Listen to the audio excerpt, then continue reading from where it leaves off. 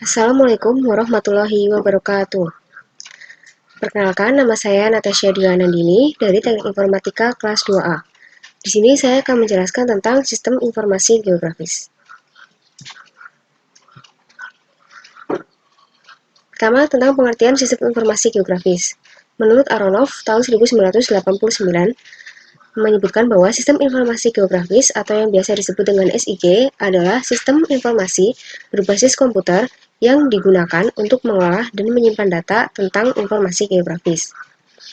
Kemudian, menurut Profesor Jacob Price pada tahun 2001 mengatakan bahwa SIG merupakan sistem informasi berbasis komputer dengan memakai data digital merujuk pada lokasi geografis di muka bumi.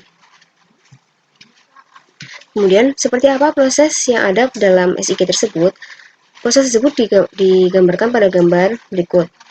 Yang pertama yang dibutuhkan adalah data input. Data input bisa berupa tabel, pengukuran lapangan, peta, dan lain-lain.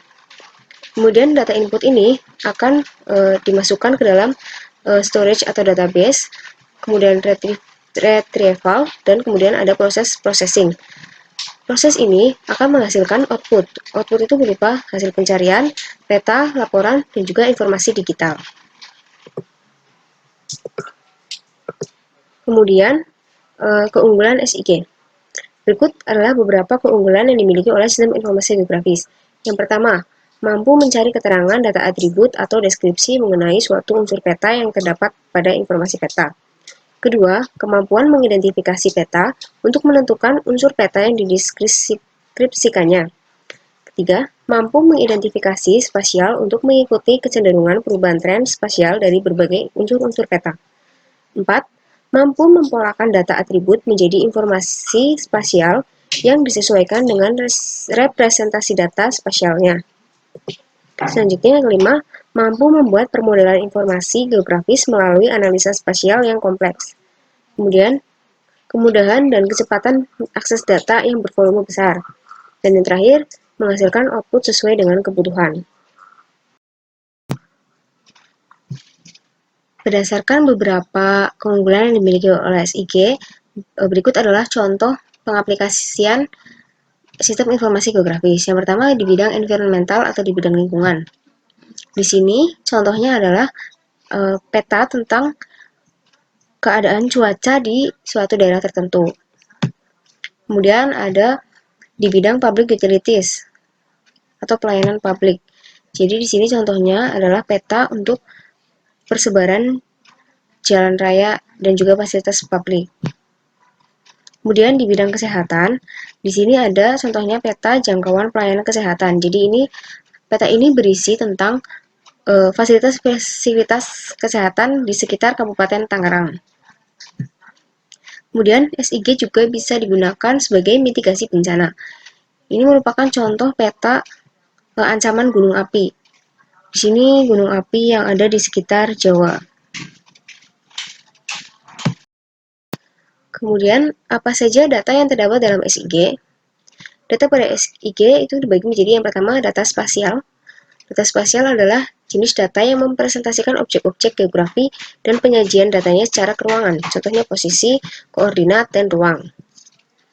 Data spasial ini dibagi menjadi dua, ada data raster dan data vektor. Berikut adalah ciri-ciri dari data raster dan data vektor. Yang pertama, untuk data raster, objek geografis direpresentasikan sebagai struktur sel grid yang disebut sebagai piksel. Data raster terdiri dari kolom dan baris, kemudian data raster disimpan dalam berbagai format seperti JPEG. Kemudian ciri-ciri data vektor. Yang pertama, struktur data yang digunakan menyimpan data spasial. Kemudian terdiri dari titik, garis, dan poligon. Titik itu untuk digunakan sebagai lokasi posisi tower. Kemudian garis digunakan untuk menunjukkan perjalanan atau batasan, dan poligon digunakan untuk menggambarkan danau. Kemudian yang kedua ada data atribut. Data atribut merupakan data yang terdapat pada ruang atau tempat. Kemudian data atribut menjelaskan suatu informasi.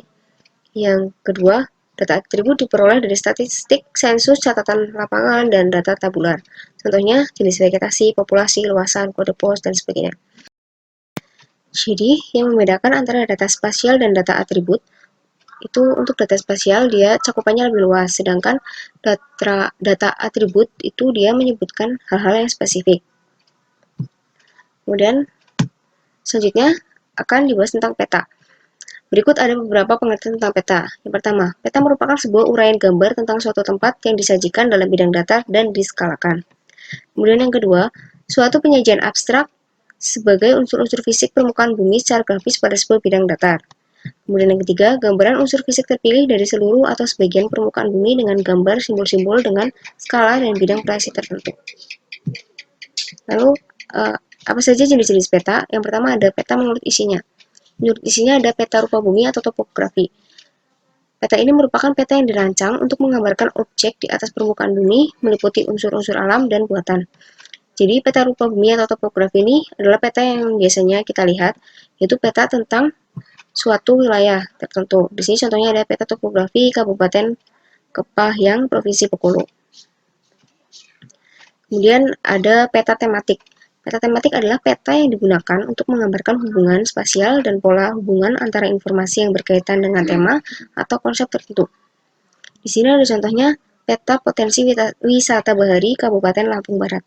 Jadi untuk peta tematik ini adalah peta yang mengangkat informasi-informasi khusus. Di sini contohnya peta ini mengandung informasi tentang wisata bahari. Jadi di sini akan ada daerah-daerah yang memiliki wisata bahari. Kemudian ada jenis peta menurut skalanya. Yang pertama, peta kadaster, yaitu peta yang memiliki skala antara 1:1000 sampai dengan 1:5000. Contohnya adalah peta hak milik tanah. Kemudian ada peta skala besar, yaitu peta yang memiliki skala antara 1:5000 sampai dengan 1:250.000. Contohnya peta topografi atau peta wilayah tadi. Sedangkan ada peta skala sedang, yaitu peta yang memiliki skala antara 1:250.000 sampai dengan 1:500.000. Contohnya peta kabupaten provinsi. Kemudian ada peta skala kecil, yaitu peta yang memiliki skala antara 1:500.000 sampai dengan 1:1 juta. Contohnya ada peta provinsi di Indonesia. Kemudian ada peta geografi, yaitu peta yang memiliki skala lebih kecil dari 1:1 juta. Contohnya peta Indonesia dan peta dunia. Lalu sumber data apa saja yang terdapat dalam SIG? Di sini ada 3, data spasial, data atribut, dan penginderaan jauh. Data spasial dan atribut sudah dibahas tadi, sehingga saya akan membahas tentang penginderaan jauh. Apa itu penginderaan jauh? Penginderaan jauh atau remote sensing adalah ilmu untuk memperoleh informasi terhadap objek, daerah, atau fenomena melalui analisis dan interpretasi tanpa menyentuh langsung objek. Contohnya ada foto udara.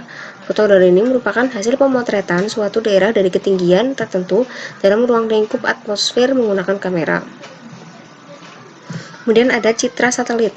Citra satelit adalah fotografi angkasa adalah citra dari bumi atau planet lain yang dikumpulkan oleh satelit pengamat bumi yang dioperasikan oleh pemerintah atau perusahaan di seluruh dunia.